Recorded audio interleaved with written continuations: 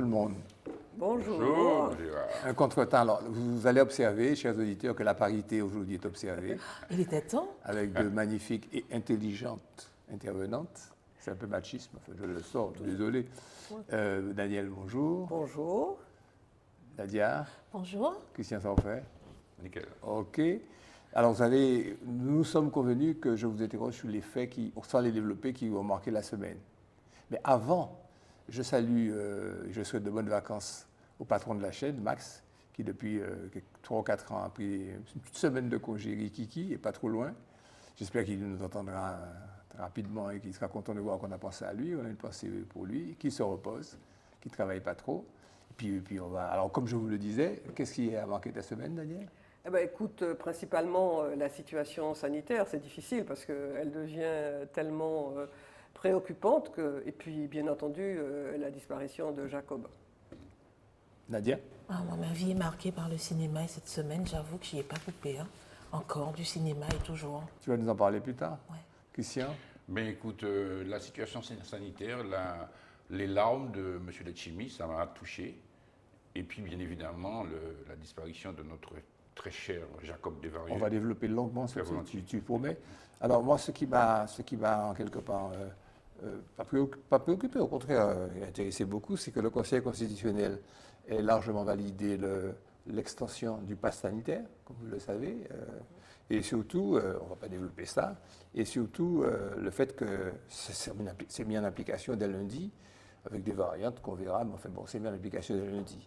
Et puis, bon, comme pour vous tous, que la pandémie est à son top, bon, on a dit qu'on va un peu mollir sur ça, parce que justement, là maintenant, il faut que les gens comprennent. On n'a plus de leçons à faire aux gens. Exactement. Ils comprennent, mais ils ne comprennent pas. Et d'ailleurs, non, comme on n'en parlera pas, il faut que je dise quand même que je me suis retrouvé devant un centre de vaccinodrome, et que j'ai vu des gens défiler comme ça lundi matin, un paquet de 10, un paquet des familles, des enfants, des petits, des jeunes se fait vacciner.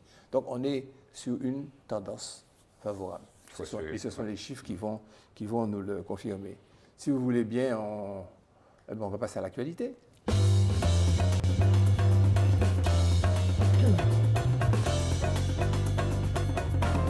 Sainte-Thérèse, 9 policiers blessés par balle.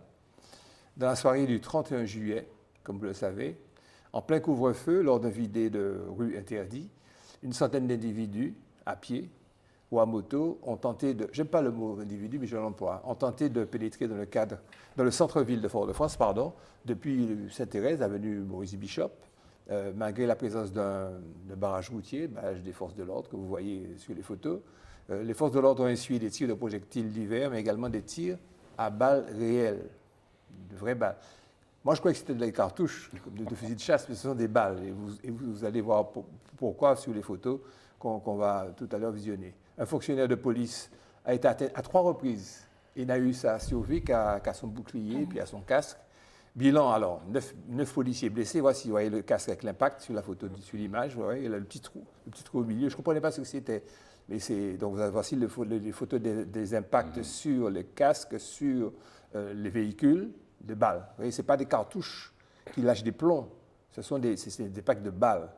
Alors, 9 policiers blessés, 6 véhicules de la police et de la gendarmerie dégradés, dont deux qui présentent, vous avez vu les photos, 3 impacts de tir par arme à feu. Le procureur a appelé la précédente tentative d'homicide de Terre-Saint-Ville, il y a 15 jours, souvenez-vous, parce que c'est récurrent maintenant. Une quartier fusil, qu'on boit les laits dans notre capitale, au Terre-Saint-Ville.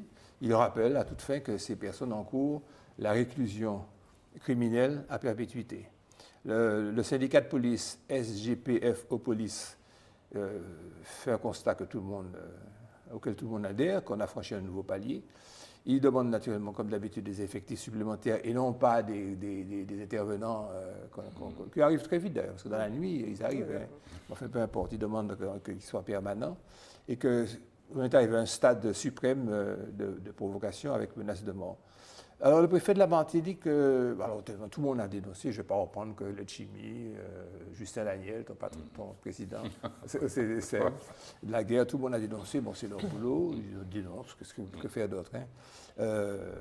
Mais ce qui me surprend un petit peu, c'est que le préfet dénonce fermement, il rappelle les peines et tout, et puis il faut qu'il fasse un préalable, si je partage le principe de la liberté de choix en matière vaccinale. Si je partage, tu ne partages rien du tout. Tu dis rien, C'est ça, tu c'est partages dans ton cœur, mais tu ne partages rien du représentant de tout. l'État, Tu quoi, représentes tu vois. l'État, tu représentes On va quelque partager. part le chef des forces armées, qui n'a pas osé faire n'a pas osé faire les forces armées, se vacciner, etc. Bon, bref. En tous les cas, je vais vous laisser parler. On peut développer un bon moment sur ça. Moi, c'est patatement, excusez cette formule un peu facile et vulgaire, m'agace quand c'est si grave, alors que nous sommes en pleine catastrophe, cataclysmique, comme disent les médecins. Et puis vous avez vu le reste. Alors, restons sur, ne développons pas sur le Covid. On a dit que les gens sont assez grands pour se déterminer, mais sur ces événements qui se passent là et où, là, à Fort-de-France, on tire par balle dans une belle soirée d'été. Oh, pitié. Sans pitié. Daniel. Oui, alors, je note quand même que les manifestants prennent prétexte d'une manifestation légale, organisée du matin contre des personnes qui protestent, et que c'est en général le soir de ces manifestations qu'il y a les événements. C'est-à-dire que ce sont des gens qui surfent sur un prétexte pour tenter de se donner une légitimité en se raccrochant à un mouvement qui part, on peut en penser ce qu'on veut. Et il me semble quand même que ce phénomène d'émeutes avec des gens qui sont organisés et puis qui sont violents avec des armes, ça procède du fait qu'on n'a peut-être pas, et les policiers dans ce sens-là, me semble-t-il, ont raison, compris que la délinquance était en train de changer à la Martinique depuis un moment. On est passé, c'est vrai, Gérard est avocat comme moi-même, on a connu, en voyant les affaires qui venaient au tribunal, un certain nombre, un type de délinquance. Et depuis quelques années, il y a une modification de cette délinquance, avec une délinquance qui est organisée, avec des personnes qui viennent de l'extérieur, et il n'y a pas eu de réponse en face dans la prise de conscience de cette évolution pour pouvoir lui donner une réponse. Et donc la question mérite qu'on s'y attarde, parce que ça veut dire, comme ça arrive dans certains pays de la Caraïbe, qu'on peut avoir des gangs véritablement qui décident au moment où ils choisissent de se rendre maîtres d'une ville. Et donc, il faut qu'on comprenne que ce n'est pas simplement une question de voyous, il y a plus que ça. C'est une interrogation sur le fonctionnement même d'une société et, à mon avis, des réponses qu'on serait amené à leur donner. Nadia ? Oui, alors j'avoue que j'étais un peu pantoise en regardant ces infos. Encore une fois, le switch cinéma, je me dis, mais on est dans quelle mauvaise série B ?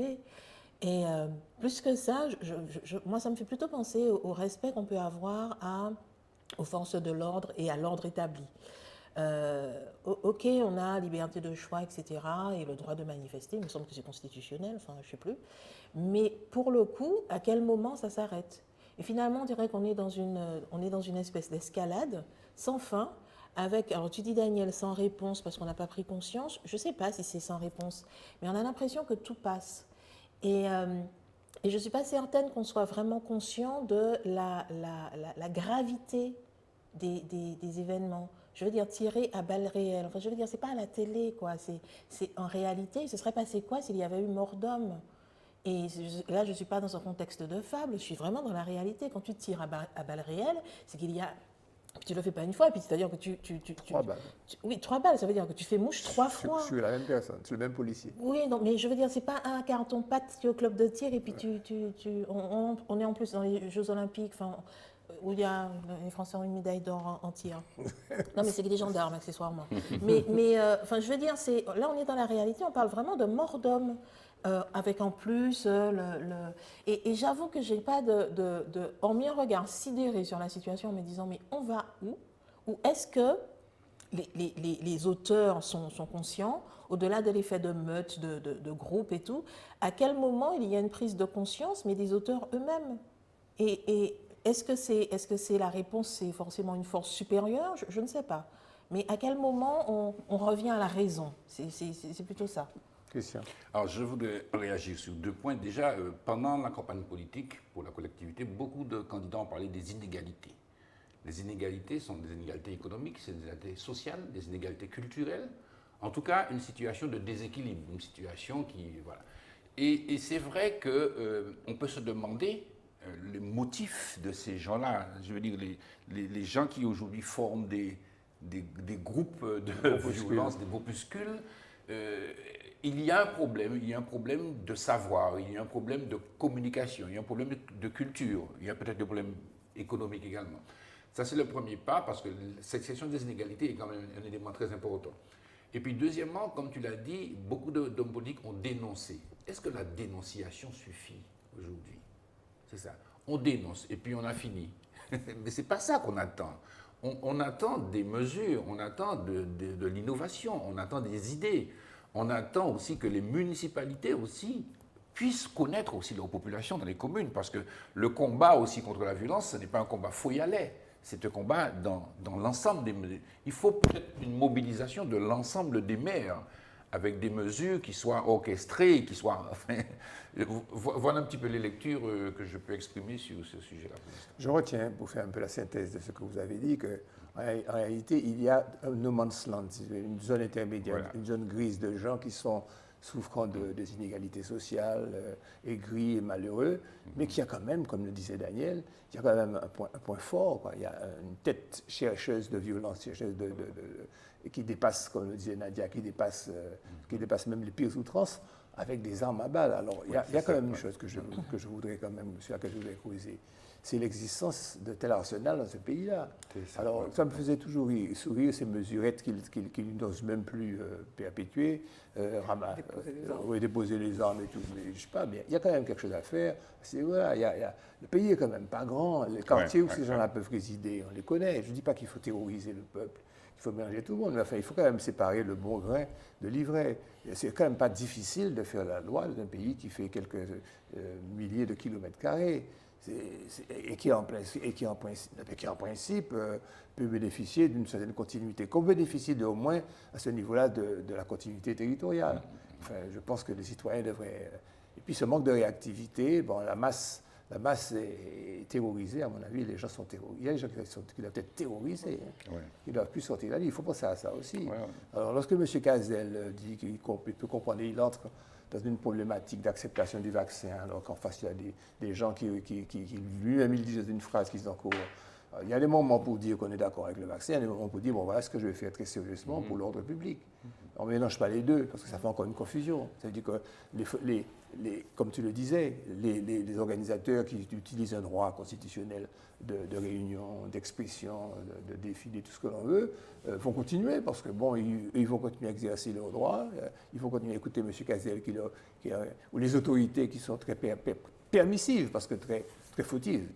On va pas reprendre les errements sur le masque, les errements sur le nombre de vaccins insuffisants, on ne va pas reprendre tout ça. Alors on vit des conséquences d'une sorte de désordre d'un petit pays. Et, Nadia. Oui, Daniel. Nadia.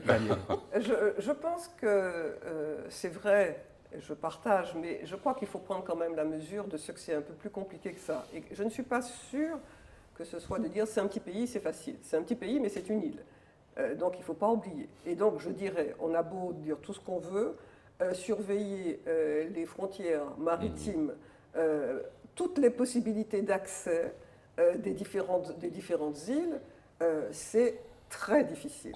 Il n'y a pas que la question des armes, il y a la question de ceux qui viennent clandestinement, parce que pour X raisons, parce qu'ils fuient la misère de leur pays. Enfin, il n'y a pas très longtemps, on expliquait comment le nombre de personnes qui arrivaient aux prêcheurs.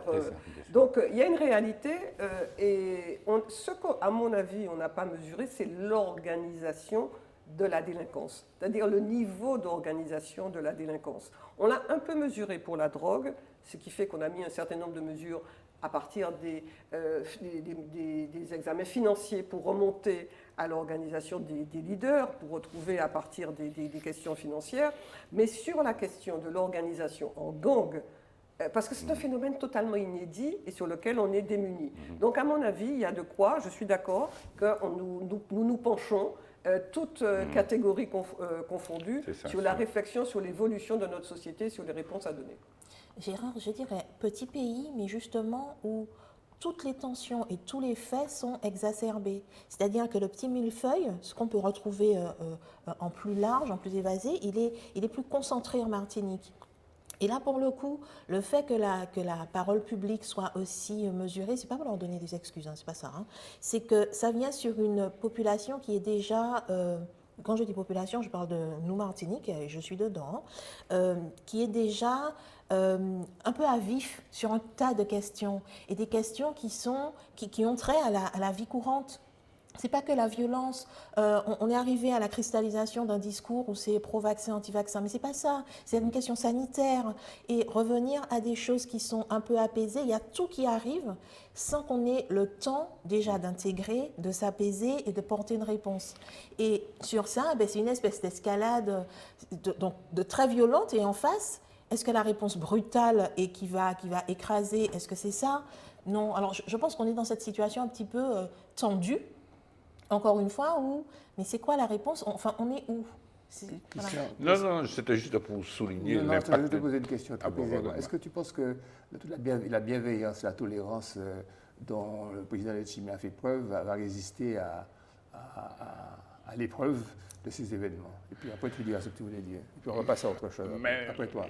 Moi, j'ai toujours pensé que la présidence de la collectivité a son mot à dire dans cette problématique, surtout qu'on parle de peuple martiniquais, donc je suis précisément pour que le président de la collectivité parle au peuple martiniquais. Je suis pour ça. Alors, je me trompe peut-être, mais je suis pour ça, premièrement. Deuxièmement, effectivement, mon ambition, c'était, enfin pas mon ambition, en tout cas ma volonté, c'était de dire que comment les réseaux sociaux activent la désinformation. C'est ça. Et c'est une donnée aussi qu'il faut comptabiliser aujourd'hui dans cette démarche thérapeutique qu'on peut essayer d'avoir sur le problème de la violence. Est-ce que les réseaux sociaux ont un impact, je pose la question à tout le monde, un impact particulier aux Antilles, en Martinique? Absolument, ça je pense. Plus qu'ailleurs? Non, pas plus qu'ailleurs, mais autant qu'ailleurs. Oui, parce que autant c'est qu'ailleurs. très bien. Ah si, ça je pense que oui, très fort. Très largement. Oui. Ouais. Vous sentez ça? Ah oui. Ah, c'est évident, c'est évident. On n'a qu'à voir une violence d'ailleurs. Il y a beaucoup de violence sur les réseaux sociaux. Celui-là dit je suis vacciné, ben, il y a qu'à dérailler. Enfin, tu vois, il y a... Et c'est quand même dommage que nous n'arrivions pas à trouver une paisibilité dans une situation aussi grave. Est-ce que vous croyez que notre émission ne peut pas revenir à donner le... Est-ce qu'on peut avoir cette ambition-là? Oui, pourquoi pas? C'est toutes les gouttes qui font vraiment un ruisseau qui emporte. Et je pense qu'on a besoin, effectivement, je retiens beaucoup le fait qu'on a besoin de redescendre d'un cran pour trouver l'apaisement. Et je crois que, essayons de trouver, et peut-être que c'est une démarche commune, le plus petit dénominateur commun de la Martinique, et petit à petit élargir le cercle. Et comme ça, on va pouvoir se réunir. Une suggestion de synthèse.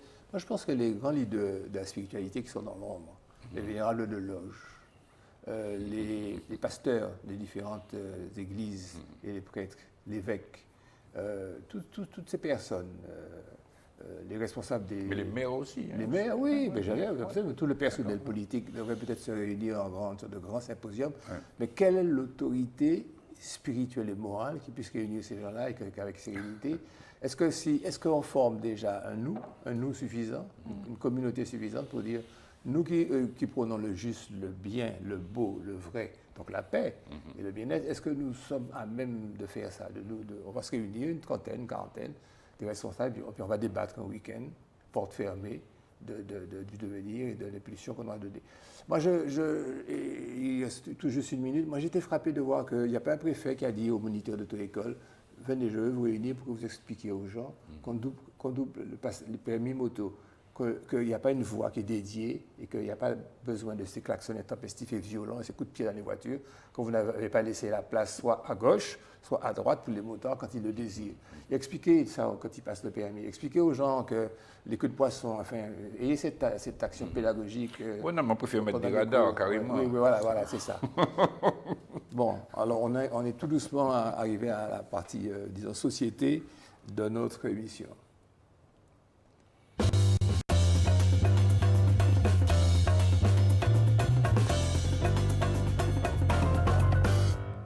Pas plus optimiste, c'est l'Institut technologique du Massachusetts, le MIT, spécialisé dans les domaines de la science et de la technologie, qui avait prédit en 1972 que les sociétés occidentales s'effondreraient, collapse au XXIe siècle.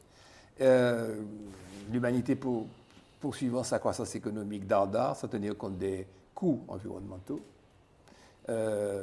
qu'elle connaîtrait, on le voit un peu, une forte baisse de la nourriture disponible, du niveau de vie de la population humaine au cours du XXIe siècle. Certains scénarios, parce que ce sont des chercheurs, se terminent par un déclin brutal, un effondrement. Au mieux que l'humanité ne cesserait pas d'exister, ce ne serait pas la fin du monde, mais que la situation serait beaucoup moins bien lotie qu'antécédemment.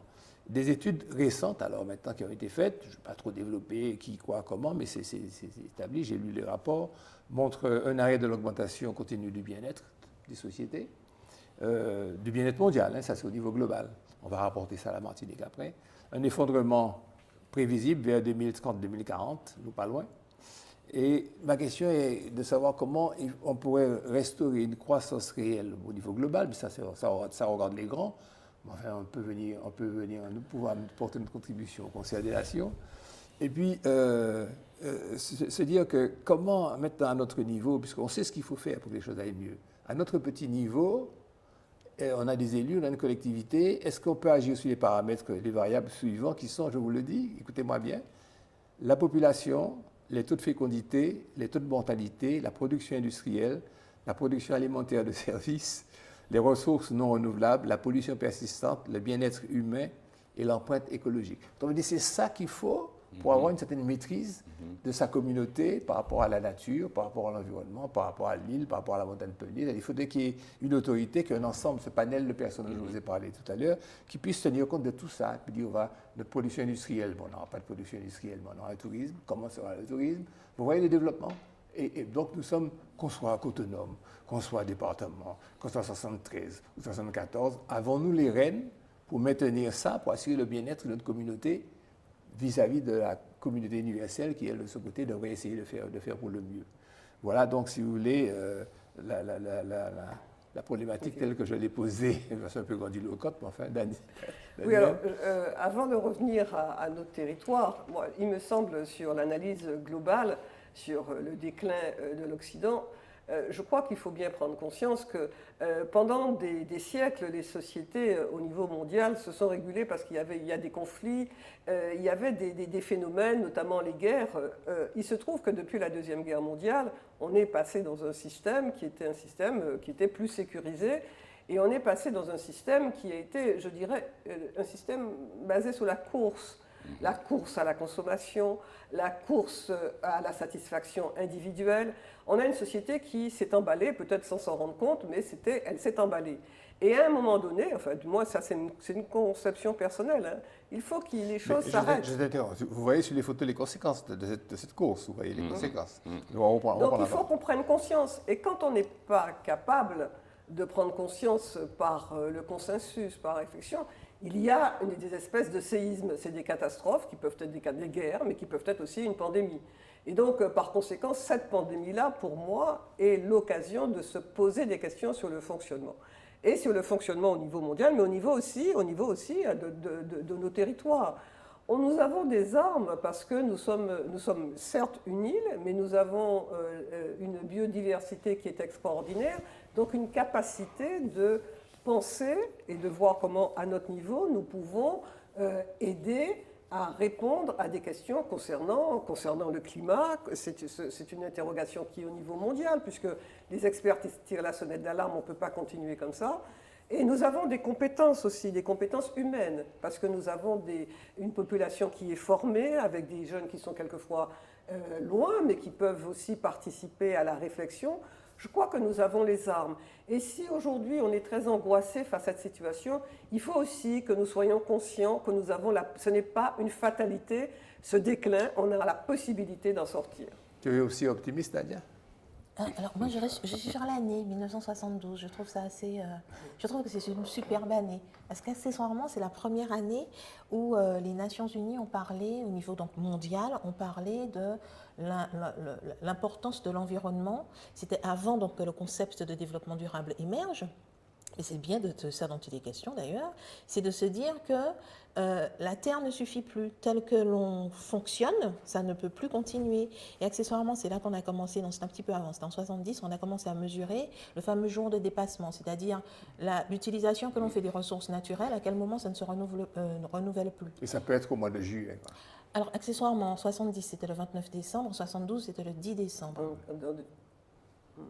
1972, c'était le 10 décembre, le jour du dépassement. C'est-à-dire qu'en 2 ans, on a pris 10 jours. Et aujourd'hui, en 2021, c'était le 29 juillet. Voilà. Donc, tout ça pour dire que, et à côté de ça, tu as effectivement les piliers du développement durable, comme tu disais, où on tient compte, en fait, de l'humain, mais de l'environnement dans lequel il est, pour non plus être dans une course, mais pour que l'économie serve au sens noble du terme, servent ses utilisateurs, Le finalement. bien-être. Le bien-être. Est un petit pays comme le Bhoutan, qui est tout là-haut, au toit du monde, qui mesure, alors que tout le monde, on classe, encore une fois à la course, on classe les pays par PNB. Combien tu produis? En gros, Gérard, tu ne m'intéresses pas comme personne. Comment tu pompes dans la société? Non, combien tu... Dans la réserve. Combien tu pèses. Oui. Et le combien tu pèses, c'est-à-dire combien tu vaux en termes d'argent, c'est au détriment de... Mais ça t'a coûté combien pour que tu arrives à ça? Et un petit pays donc, comme le Bhoutan, je disais, qui disent... Ah oui, Bhoutan. Mais ça s'écrit pas pareil. C'est une homonymie. Ça Pas de se diversion. prononce pareil. Ouais. Qui disait... Christian était déjà très content. Ah ben ouais. qui mesure le produit intérieur, le bonheur. Le bonheur intérieur. intérieur, Voilà. absolument. Le Le bonheur BNB. intérieur. Bonheur intérieur. Mais c'est pas, c'est un petit pays. Bon, effectivement, personne ne s'intéresse au Bhoutan. C'est affreux de dire ça, mais c'est pas le cas. Mais qu'est-ce qui empêche que d'autres petits pays comme la Martinique, tu vois, une petite île, un petit truc, puissent s'emparer de ça? Ça n'a rien de compliqué. Christian Bhoutan. Ah, je suis très heureux que vous puissiez faire référence au Bhoutan, effectivement. Bon, en réalité, c'est vrai, tu l'as dit, Daniel, nous sommes de la génération qui avait connu les deux blocs. Le bloc capitaliste et le bloc communiste. Après, on a eu le mur de Berlin qui est tombé, l'URSS qui s'est désagrégé, et on a considéré que le capitalisme était, le libéralisme capitaliste était la voie. Okay? Après, on a entré dans le concept de la mondialisation. Ça nous a exposé... Qui est un capitalisme exacerbé. Exacerbé. Donc aujourd'hui, il faut réfléchir à tout cela, puisque les problèmes écologiques ont été posés, et il faut plus mesurer le développement à travers la production nationale brute. Aujourd'hui, il faut d'autres critères d'évaluation. Le bonheur humain. Alors, j'ai envie de parler d'un domaine, l'alimentation. Je fais un clin d'œil à mon ami Émile Rosalie de Hongrie-Avla, qui ce matin encore m'a pris la tête. Il m'a dit, Christian, tout le temps, c'est mon empêche de comprendre que c'est l'alimentation qui est un élément fondamental. Et il a raison. Il a raison. La logique d'importation dans laquelle il y a du poulet à 1 euro, tu vois, l'empreinte. je veux dire, c'est tout ça qui a déraillé nous. Donc, la revitalisation de la production locale, l'innovation dans la distribution, le changement d'alimentation est un élément aussi nécessaire d'un développement durable. Puissions-nous être entendus, surtout qu'on a vu qu'il s'agit là maintenant de réalité. Hein. Ce n'est pas des articles 74, 73, Voilà, c'est c'est pour ça que je termine en disant que cette situation bien dramatique aujourd'hui est aussi une source pour nous j'allais dire de l'utopie fondatrice, c'est-à-dire de redéployer des pensées nouvelles de développement, de fraternité sociale, d'équipement, d'écologie, d'aménagement, de culture. Voilà. Tu veux dire d'intelligence, quoi. D'intelligence, mais aussi de sagesse. En fait, si je de puis dire. intelligence, sagesse, bonheur. En tous les cas, toujours dans le même fil. Si au Palais Tendre, le Conseil d'État a condamné la France à payer une amende de 10 millions d'euros pour n'avoir pas réussi à abaisser les niveaux de pollution sous les normes sanitaires. Normes sanitaires qui sont définies par des conventions que l'on connaît. La pollution de l'air serait à l'origine de 48 000 à 100 000, 48 000 à 100 000, voilà, le tiers de la population, décès prématurés en France, petit pays de 60 millions d'habitants. En moyenne, elle coûte 900 euros par personne chaque année. Vous voyez, c'est les économies qui pourraient être faites, donc il faudrait une masse d'économies qui pourrait être faite si on polluait moins. Cette sanction pourrait être renouvelée dans les 6 mois si la décision n'est pas exécutée pleinement. L'État doit appliquer essentiellement la directive européenne de 2008 sur la qualité de l'air. En 2017, le Conseil d'État avait déjà sommé le gouvernement de ramener les concentrations en dioxyde d'azote et en particules, PM10, on s'en moque, sous les valeurs limites des particules, on les voit, elles sont dans notre nez, elles sont dans nos branches, dans nos bronches, elles sont dans nos sinus, on les voit en Martinique, dans les plus courts. Le dépassement, en tous les cas, était toujours observé dans 8 agglomérations. Écoutez bien.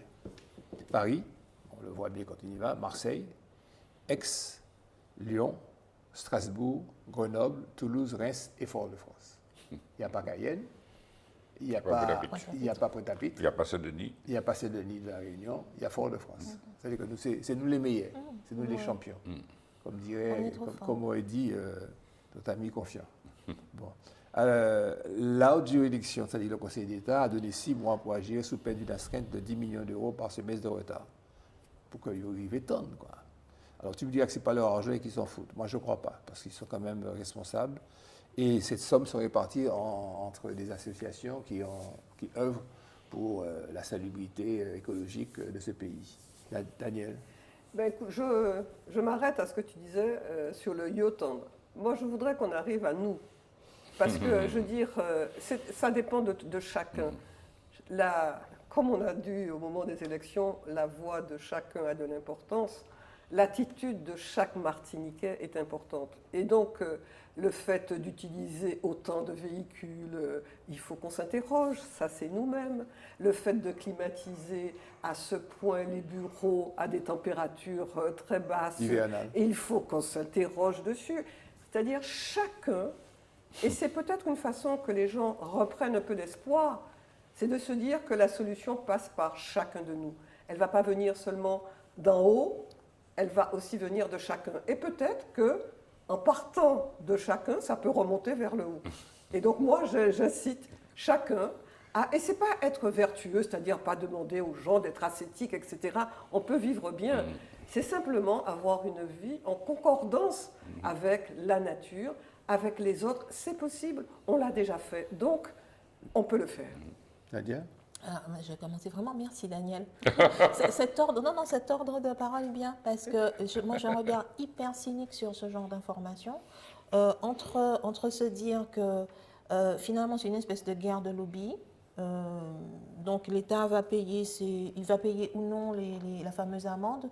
J'ai presque envie de dire que c'est de la poudre aux yeux et que vraiment, on remercie Daniel. L'essentiel n'est pas là parce que c'est... S'il y avait une vraie volonté, on serait déjà arrivé à quelque chose. Ce n'est pas le saupoudrage de redistribuer des sous à des associations qui derrière vont manquer de moyens véritables. C'est de la poudre aux yeux. C'est vraiment le genre d'info je me dis oui. Et puis, à quel moment on va changer? Il est où le changement de paradigme? Ils sont où les vrais outils? Tu parles de trop de voitures ou trop de climatisation, mais trop de voitures, elles sont où les infrastructures pour qu'on n'ait pas besoin d'utiliser la voiture? Trop de climatisation, mais elle est où le bâti qui me permet, avec des vitres, qui me permet de ne pas avoir besoin de climatisation?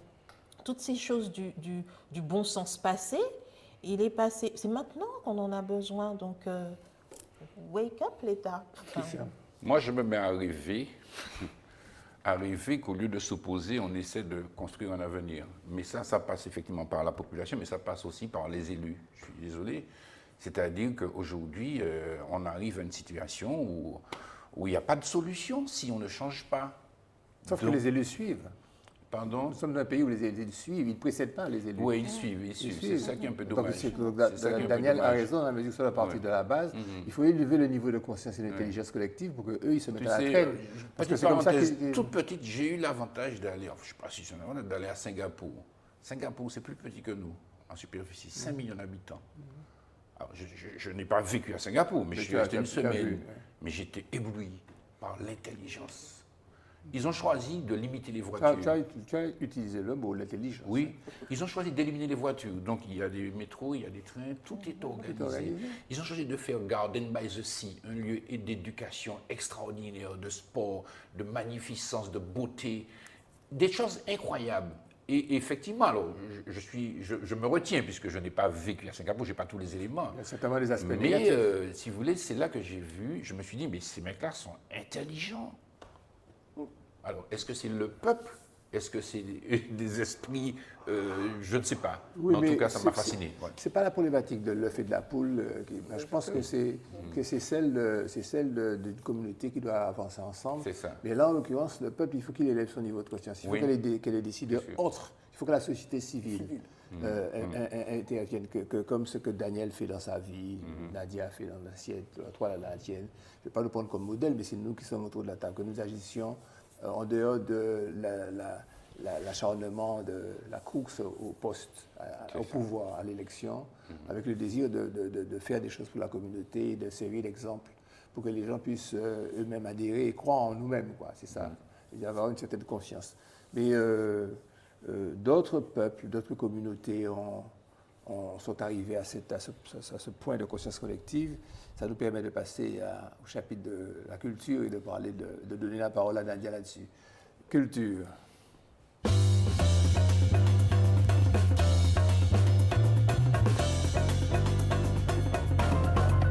C'est le coup de cœur littéraire de Daniel pour un ouvrage d'une jeune écrivaine qui s'appelle Amanda Gorman. Je la laisse présenter. On pourra lui présenter pendant 5 minutes quelques questions. Daniel? Alors, Amanda Gorman, c'est cette jeune poétesse, elle a 22 ans, c'est une noire américaine, et elle a parlé lors de l'investiture de Joe Biden. Elle a lu un poème, et c'est le poème qui s'appelle La colline que nous gravissons. Et le monde entier a été sous le choc et le charme. Le choc et le charme, parce que cette jeune femme de 22 ans a une telle présence, au-delà de la profondeur de ce qu'elle dit, elle a une telle présence que tout le monde a été saisi. Et cet ouvrage a été traduit, donc en français et en anglais, ça vient de sortir. Et il me semble que, alors que ça s'applique au fait que nous sommes dans une société américaine qui a connu l'esclavage, la ségrégation, elle a des paroles qui peuvent s'appliquer à la situation actuelle, à la situation de pandémie, et qui est une parole de culture pleine d'espoir. Parce que je crois que la culture a ceci, qu'elle nous donne une certaine forme d'arme pour pouvoir affronter la réalité et pour pouvoir la surmonter. Et par exemple, quand Amanda, je vais faire 2 citations, Absolument. Quand elle commence comme ça en disant « Quand vient le jour, nous nous demandons où trouver la lumière, dans cette ombre qui sans fin s'étire. » Ça ne peut pas mieux s'appliquer à la situation actuelle. Et elle ajoute « Nous ne reviendrons pas à ce qui fut, nous irons vers ce qui sera. Un pays meurtri, mais entier, bienveillant, mais audacieux, intrépide et libre. » Et elle termine en disant « Quand vient le jour, nous sortons de l'ombre, ardents et vaillants, l'aube nouvelle s'épanouit à mesure que nous la délivrons, car il y a toujours de la lumière pourvu que nous ayons le courage de la voir paraître, pourvu que nous ayons le courage de l'être. » Je trouve que c'est une formidable invitation à nous dire la situation est difficile, mais nous avons la capacité d'en sortir. Alors essayons, échangeons, trouvons, mais nous allons trouver la situation. Et cette jeune femme, qui a 22 ans, encore une fois, est poétesse, elle a reçu un prix de la meilleure poétesse, qui dit de façon très naturelle « Je serai candidate à la présidence américaine en 2032 », qui donc, elle présente justement la génération actuelle et de demain, qui a franchi un certain nombre d'obstacles, et c'est le résultat de la lutte de tous ceux qui ont précédé. On ne naît pas comme ça, on a certes des dons, mais on hérite en quelque sorte de tout ce qui a été fait avant nous. Et cette jeune femme, moi je trouve qu'elle nous apporte... lire ça le matin, ça vous donne le tonus pour la journée. Donc j'invite tout le monde à lire Amanda Gorman. On va voir si, en parlant du film que Nadia va nous présenter, nous aurons le même enthousiasme. Cinéma, jingle avant.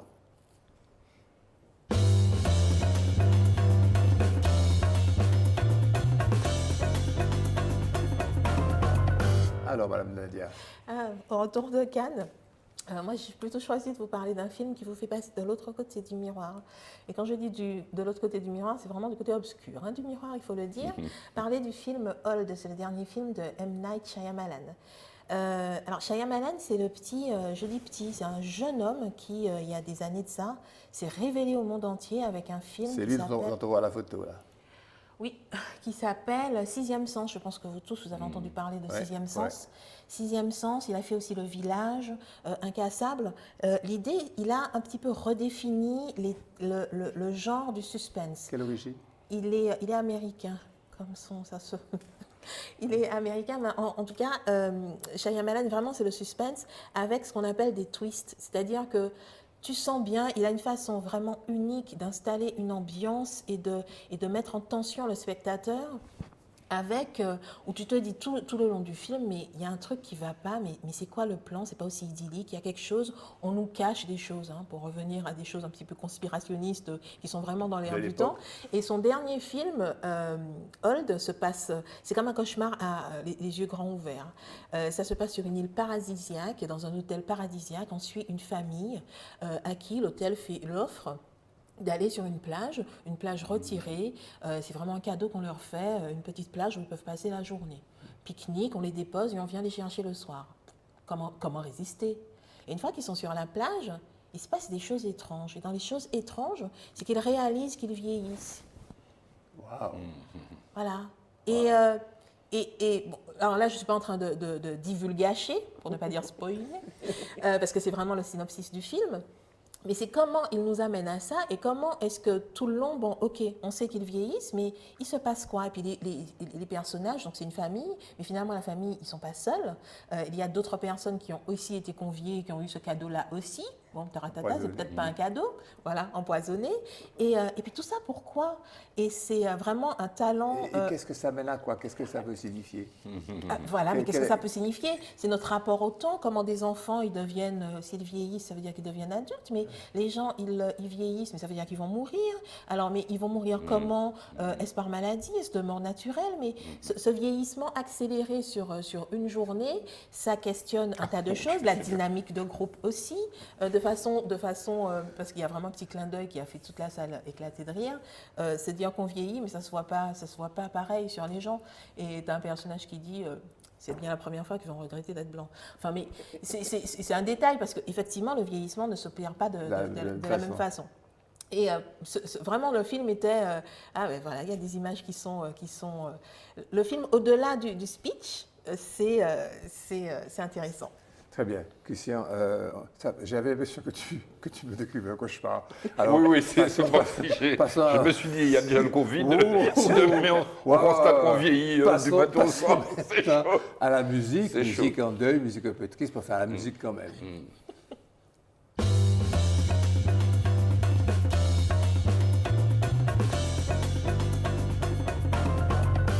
Le guitariste du groupe mythique Kassav est décédé à l'âge de 65 ans des suites du coronavirus, laissant derrière lui de nombreux tubes. Christian va nous en parler, un groupe Kassav meurtri par sa disparition. Jocelyne Béran a pu dire à la suite, sur des ondes nationales, on est tous un peu abasourdis, on espérait qu'il s'en sorte. C'est comme un être amputé d'un membre, a-t-elle ajouté. C'était un grand frère, c'était un sage. Alors, elle a quand même expliqué qu'il faut penser à demain. On va en parler, tu vas développer, qu'elle sache demain ce que ça va donner, mais surtout, revenons à lui, qu'il était devenu fragile parce qu'il avait été greffé d'un rein. Il avait également du diabète face à son état de santé qui s'était rapidement aggravé. Les médecins avaient pris la décision de le plonger dans un coma artificiel dont il ne s'est jamais réveillé. On a dit qu'on ne glosse pas trop sur le Covid, mais là-dessus, il faut dire deux mots. À partir du moment où tu dois prendre des médicaments immunodépresseurs pour éviter le rejet, le vaccin-là, pas qu'à prendre non plus. C'est tout, c'est simple. Pas à côté qu'il t'épreuille et malgré tout, donc pas qu'à prendre. Christian, parlons de choses plus musicales. Alors, je vais essayer de vous donner une petite anecdote. Oui. Il n'y a pas très longtemps, à la radio à Martinique Première, j'ai reçu Jacob Nayaradou parce que j'ai voulu mettre en lumière le travail de cet homme qui a fait 320 albums, qui a produit 320 artistes en Martinique, dans la société 3A. Et donc, nous avons eu un échange extrêmement intéressant. Voilà. Et puis, mercredi dernier, je me dis, je vais appeler Jacob Nayaradou pour lui faire un petit clin d'œil. Et je fais sur mon téléphone Jacob. Et je tombe sur le téléphone de Jacob Desvarieux. Pouf! Voilà, non, je vous raconte ça parce que beaucoup d'émotions. C'était beaucoup d'émotions. C'était d'émotions. Bon, c'est vrai qu'avec Jacob, alors, pour garder un petit peu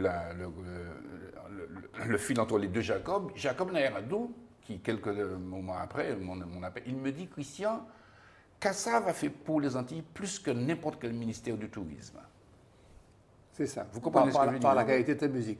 Oui, par sa mondialisation, c'est comme C'est nécessaire peut-être aussi. là que Mehdi peut nous faire voir la liste qui est faite par Miles Davis de sa pourquoi musique elle-même. Pourquoi Hein, pas? S'il a ça dans ses dossiers. J'ai donné à Marcus l'album d'un groupe qui s'appelle Kassou. Vous en avez déjà entendu parler? Ils font un rythme qui s'appelle zouk, un style qui s'appelle zouk. Ils ont une section de cuivre française. Ça sonne afro-cubain, mais ils mettent de la samba et de la rumba ensemble, et des beats africains, et du rock contemporain. Ça sonne bien. Je l'ai donc donné à Marcus. Il est supposé être en train d'écrire. Il m'a donné sa parole. À l'époque, je travaillais avec Miles Davis. Et un jour, il m'appelle et me dit « Mec, jette un coup d'œil à ce groupe qui s'appelle Kassal. » Je lui dis « Kassal? Comment t'écris ça ?» Il me dit « J'en sais rien.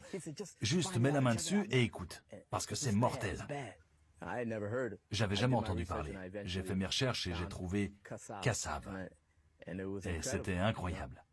Et je lui ai dit, en fait, Miles, c'est Kassav, avec un V à la fin. On a pris quelques éléments et on les a utilisés sur un morceau de Miles qui s'appelle Amandla. Ça, c'était l'influence Kassav. Et maintenant, je connais Kassav. Et c'est désormais un de mes groupes préférés. Je dois admettre, je ne les connaissais pas du tout. Mais c'est ce qui est génial. La musique t'ouvre des horizons et tu commences à apprendre des choses sur les Antilles françaises et leur connexion à l'Afrique. Ça t'ouvre tout un monde. Et en commentaire. Alors, Jacob Nayaradou a été le premier producteur de Kassav. Il a fait 2 albums. Après, c'est Georges Debs qui a continué. Yes. Et c'est Georges Debs qui a donné, a priori, les moyens de l'internationalisation. Yes, c'est vrai. Parce qu'ils sont allés dans les studios à Paris et Jacob, qui faisait déjà de la musique rock, un peu tout, il avait déjà cette science de l'électrique, de Jacob Desvarieux, pardon, merci, de l'électrique et puis de l'internationalisation, de la guitare, du show, etc. Et avec Pierre-Édouard Décimus, puisque Pierre-Édouard était membre des Vikings de la Guadeloupe, et Pierre-Édouard avait déjà cette idée d'essayer d'exporter, d'aller plus loin. Et donc, il y a cette rencontre qui s'est faite. Symbiose. Cette symbiose, merci, je cherchais le terme, qui s'est faite en studio avec Jacob, avec Pierre-Édouard, avec Georges Décimus aussi, le bassiste. Et puis après, il y a eu Nemo, il y a eu tout ça. Et c'est vrai que Jacob a été un élément incontournable. Incontournable. Alors, je vais vous citer quelques œuvres. Oui, oui. Bon, j'ai retrouvé 190 titres à lui déposés à la Saint-Saëns. Mais Banzawa, Mandiou Awa, Omadiana, Soulageyo, Yelele, Tintimboisek, si ou pas là, vous connaissez tout ça? Mandi Wep, Force à pays là qu'il a fait avec le petit jeune là, Caïman, la terre qui tremblait, Kessa Levé, Sweet Florence, hein, dont je vous ai fait écouter un instrumental, Siro, C'est au moins les, Cavalier aux dames, Siebois. Alors j'ai trouvé Zouk is only medicine. Ok. Non, mais c'est ça, c'est-à-dire que, oui, absolument. Là, c'est le médicament. Donc, Jacob, effectivement, nous sommes forcément très touchés. Alors, et puis, j'ai vu aussi, alors, Jacob, il était essentiellement compositeur. Il faisait peu de textes, mais il a beaucoup écrit avec Jocelyne Béroir. Hein, Siro, tout ça, Kessa Levé, Jocelyne Béroir toujours auteur. Donc, il y a eu effectivement une synchronisation créative entre Jacob et Jocelyne. Alors, il a écrit aussi avec Pierre-Édouard Décimus, il a écrit aussi avec Tony Chasseur, avec Joël Jacoulet, avec Jocelyne Nabil, avec Tatiana Matt, Pascal Vallot, Roland Brival, Jean-Philippe Mantelli, Joël Ursule. Donc on voit la diversité de partenaires qu'il a eu dans... Et puis il a écrit aussi avec Patrick Chamoiseau. Ils ont écrit un titre qui s'appelle Pas ni problème. Donc, et voilà, il y a eu aussi, Jacob a eu l'occasion de faire aussi un arrangement des symphonies de Mozart, qu'il a fait en zouk. Voilà. Zouk Philharmonique. Donc c'était un homme... J'ai toujours été aussi frappé par la simplicité de Jacob. Je ne l'ai pas fréquenté énormément, mais je l'ai eu à plusieurs reprises au téléphone. Et voilà, je crois que c'est véritablement une perle que nous avons perdue et qui donne aussi aux Antilles une dimension internationale. Hein, parce qu'il faut bien vous dire que le monde presque entier connaît Jacob Desvarieux et connaît Cassave. Et qu'encore une fois, c'est notre plus grande... On l'a vu avec la revue de presse nationale, Bien le sûr. Parisien, Voilà, le Figaro, voilà. Le Monde, tout le Tout monde ça a parlé pour de ça. dire que l'art et le sport sont des éléments véritablement Porteurs de notre porteurs identité. de notre créativité au monde. Mais si on peut la technique pour nous faire entendre un petit poème fait par quelqu'un de très simple avec des extraits de la musique de Cassave. Si on a ça, là. Au parti, un petit côté qui est caché, un petit côté que vous trouvez, et pont civilisation pour communier. Vous te voulez inciser au roi Patrick, et peut-être vous aurez parlé des Banzawa ou des Madiana. Mais vous savez, Jacob, assis pour Gaba, ni en le monde qui cache chez en lélé, yo condoméis, des cavaliers aux dames qui voulaient danser collés serrés et chanter mi que moi. Mais qui j'en yo que fait? Si vous ou en haut là, et que vous ne pouvez pas soulager yo. On savait que vous te dit ouais, mandez bon Dieu démarrer ou, bah petit bon l'été pour peut décoller. Mais que a tout le monde chiré.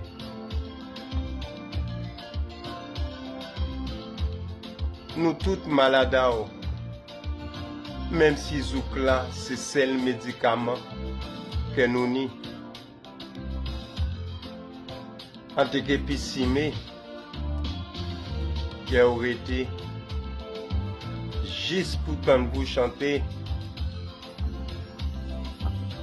ou les, ou là. Merci Jacob. Merci Jacob.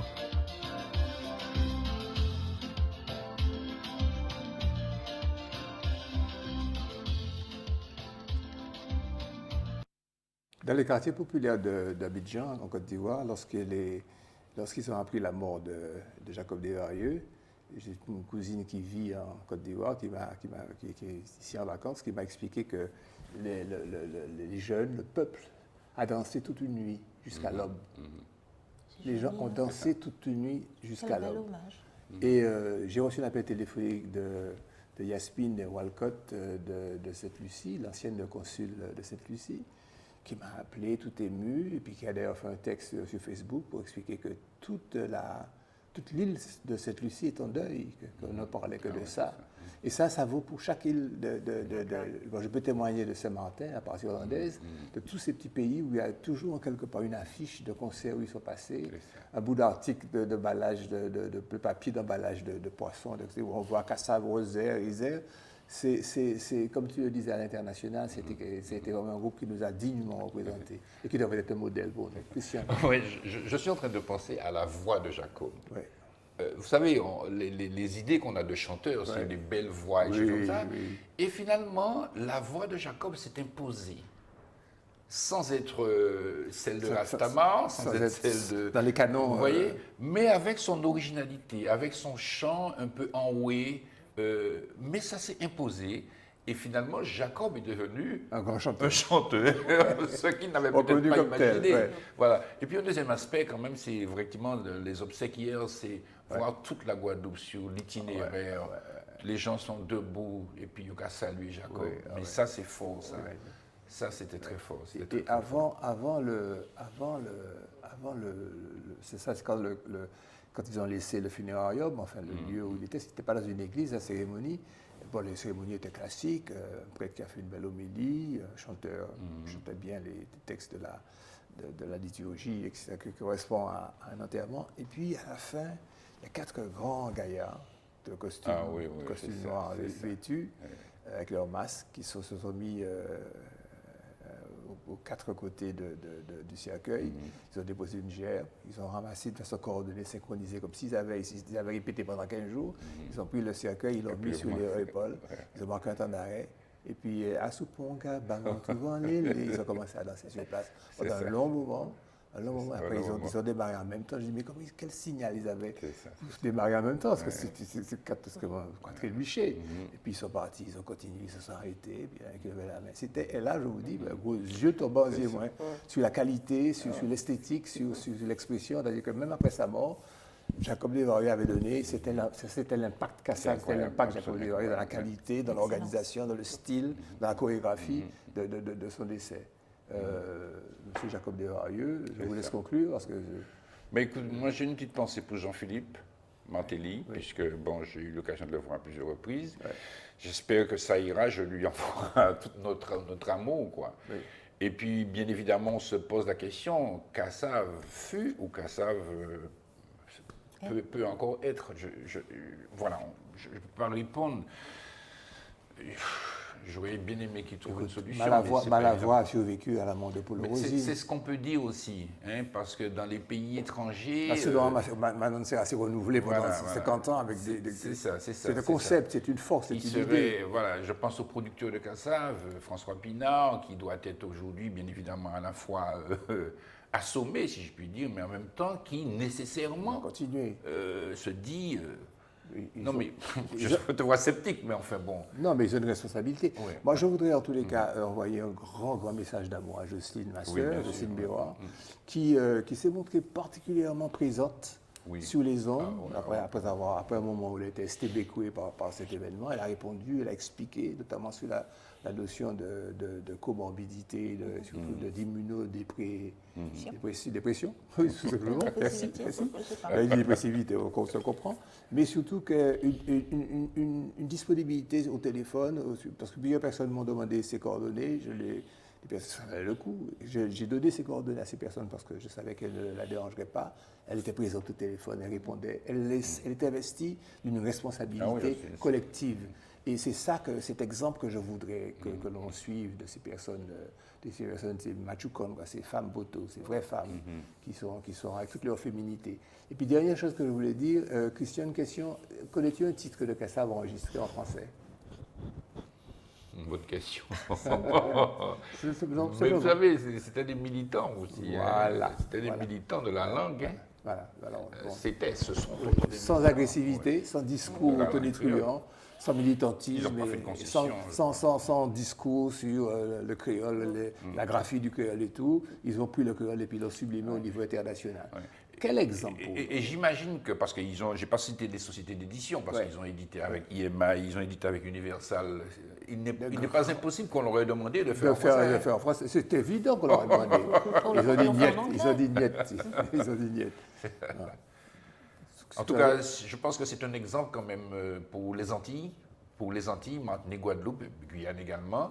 Je pense que la musique symboliquement donne la projection de l'unité, la projection de la fraternité, la projection du travail ensemble, de l'identité aussi créole, n'est-ce pas? Absolument.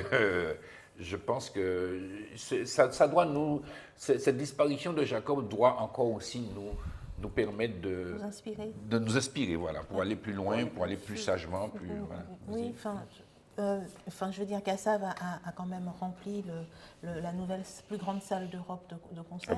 C'était à l'occasion de ses 40 ans, c'était il n'y a pas si longtemps. Et finalement, c'est...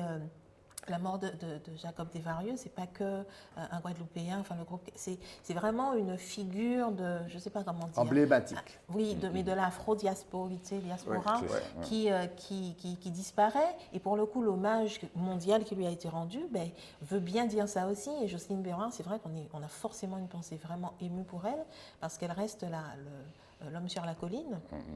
J'insiste sur l'homme sur la colline, et voilà, qui a une lourde tâche, mais non, mais c'est formidable, c'est vraiment un groupe formidable. J'accepte ce masochisme pro-homme,